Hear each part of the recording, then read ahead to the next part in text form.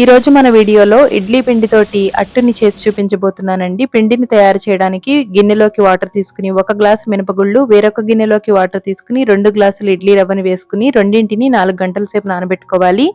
నానిన తర్వాత మరొకసారి కడిగి మిక్సీ జార్లోకి మినపగుళ్ళని వేసుకుని చల్లటి వాటర్ వేసుకుని మిక్సీ చేసుకోవాలి. చల్లటి వాటర్ వేయడం వల్ల పిండి రంగు మారకుండా ఉంటుందండి. రవ్వని కూడా ఒకసారి బాగా కడిగి పిండి వేసుకోవాలి.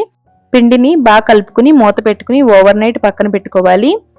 అట్టు వేయడానికి మనకి ఎంతైతే పిండి అవసరమో అంత పిండిని బౌల్లోకి తీసుకుని మిగతా పిండిని ఫ్రిడ్జ్లో పెట్టుకోవాలి. ఇప్పుడు ఈ పిండిలో రుచికి సరిపడా సాల్ట్, కొద్దిగా వాటర్ అవసరం పడితే వాటర్ కూడా వేసుకుని కలుపుకోవాలి. పెనం పెట్టుకుని పెనం మీద ఆయిల్ తోటి ఎటువంటి కూరగాయ ముచ్చుకతోటైనా రుద్దినట్లయితే అట్టు బాగా వస్తుందండి. ఇప్పుడు పిండిని వేసుకుని 2 వెంపులా అట్టుని కాల్చుకోవాలి. చాలా టేస్టీగా ఉంటుందండి.